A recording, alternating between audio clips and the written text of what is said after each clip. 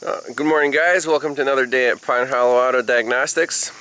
Today I have a potentially interesting case study here. We have this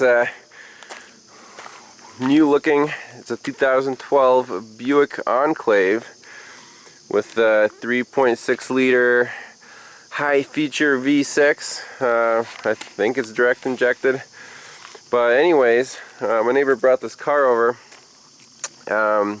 after taking it to the dealer, and his complaint,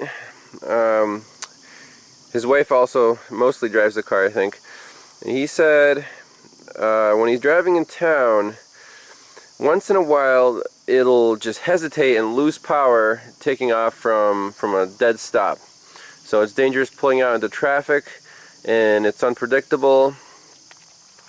So he took it to the dealer, and they said, well, there are no codes stored, so we can't help you. See you later. Bye. So he got frustrated, brought it over here. You know, it's still under warranty, but they just, you know, said we can't reproduce it. There are no codes. We're not spending our time on it. So let's just see how many miles we have here. It's only 42,000 miles on the odometer. Now, before attacking this issue, since you know, we're starting from scratch, it's a very intermittent problem, I first want to take a look at the TSBs and see if there's anything, you know, describing the symptom, so maybe we'll get a direction where to go. So again, I'm going to BBB Industries, because they also have a TSB database, which is actually easy to search. So we'll type in our vehicle, 2012 Buick Enclave, and here you pick the system. So it's a drivability issue. In 2012 is a little new to have drivability issues, AGM. But well, we'll see if there's anything in here. So first one is intermittent engine hesitation or flutter without DTC. So that might be something to look at. So he doesn't have any trouble code stored. Well, I didn't check yet, but we'll see soon. Correct camshaft position sensor, bank 1, exhauster camshaft position sensor, bank 1, intake harness. Okay, so definitely has variable valve timing.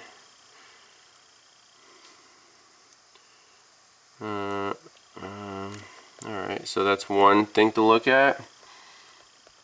Then we have, let's see what else. Lack of power and hesitation from a stop. Okay, that sounds very relevant. Let's click on that.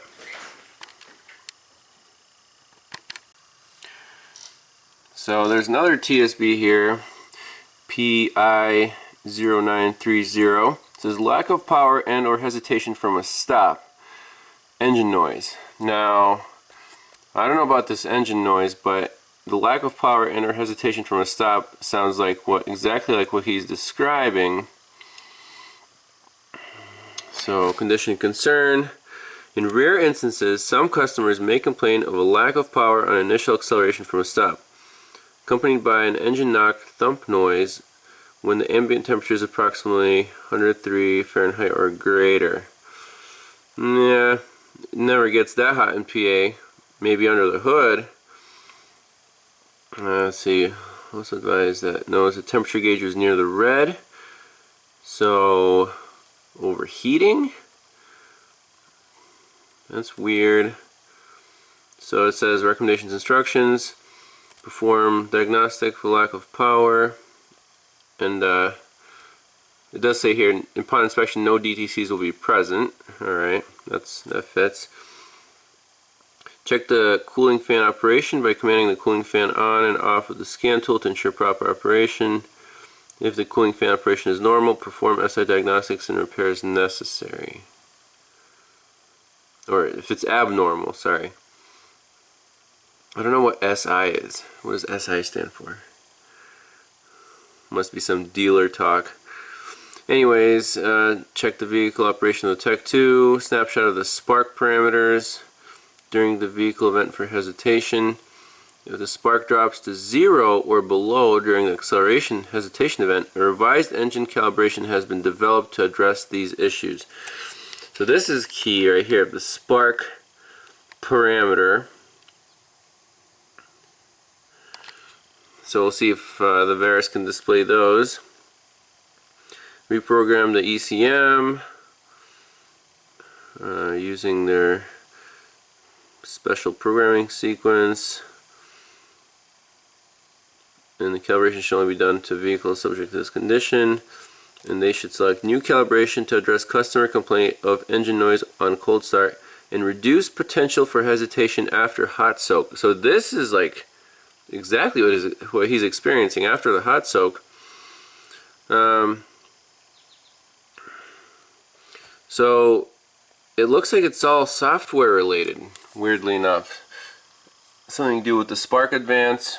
I don't know what this has to do with overheating, but let's plug in our tool, make sure there are no trouble codes, warm it up, take it for a spin. Back in the Buick, loading up the Veris. So just by entering the VIN, it does come up with the correct vehicle. You see it's DI, direct injection. So let's read some codes first. See, engine K17 key. Alright, let me put that in. Okay, we're in here with the K17 key. So first let's go to our engine menu. Just want to make sure there are no codes. DTC display, no codes present. Not run or failed since code cleared. Okay, P162B, undocumented code, that's interesting. Not run or failed this ignition cycle.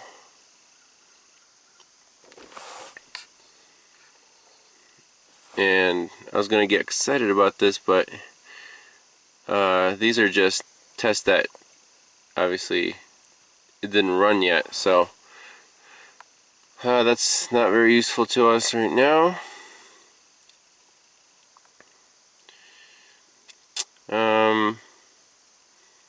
See any freeze frame, no fault codes. Okay, continue. Let's try data display, see what shows up here. Engine data, misfire data, ignition data. This is interesting. So remember in the TSB we have our, what did it say, the ignition advance or parameter. See, engine load. There's spark advance, so that might be a good thing to look at. CKP, knock retard. I mean, I don't know. First, I have to reproduce this complaint. So I would just look at these two, knock retard and RPM, CKP RPM,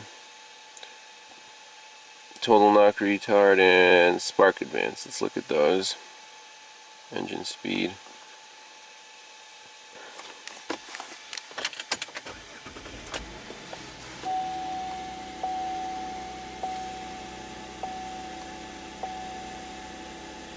It's negative 13 degrees. It's interesting.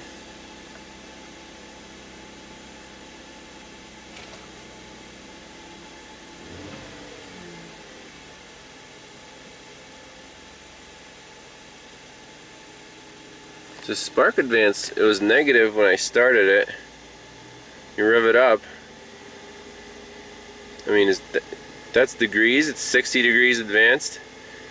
That's pretty crazy, isn't it? I've never seen a 60-degree spark advance before.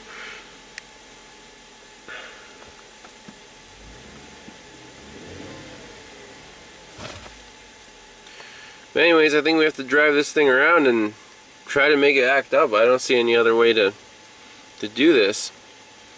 Maybe we'll wait until it gets hotter today and do a hot soak. But I'll just drive it, take it for a test drive, and let you know if I find anything.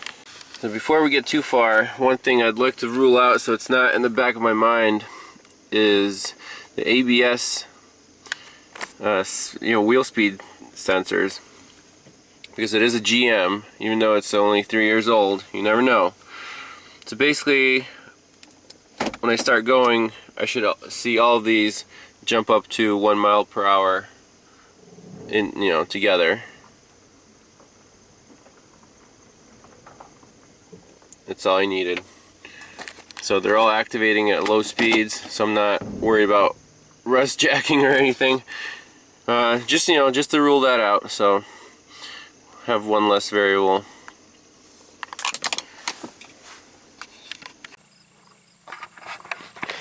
Alright guys, back to the Buick Enclave. I drove around, I drove into town to my friend's shop for Diagnostics. Couldn't reproduce the complaint. Everything was great, accelerated fine, no hesitations. So let me just double check that we have no other codes stored. So DTCs, no trouble codes stored, okay. And then let's double check these. Not ran since code cleared. I think that'll be the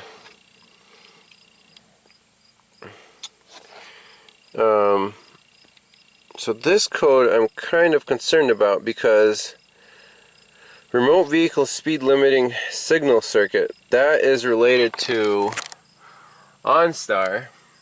Now you have to do some digging on Google this time, because even AllData doesn't even have this code in their list. So it is possible that, if the OnStar system malfunctions in this vehicle speed limiting signal circuit, that is meant to slow down your car if it's stolen. So they send a signal and it, I guess, slows down in a safe manner or something to catch the bad guy.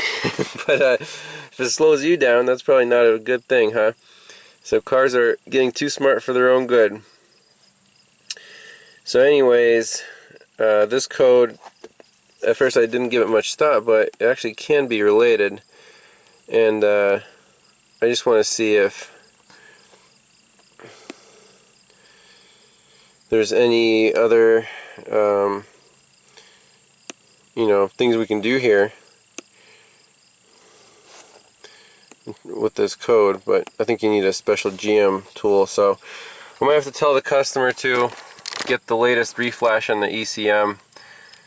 And it's a software issue. There's no hard faults with the hardware. The sensors are all fine, and so that's where we are with that. So I guess sometimes that's where you have to leave it.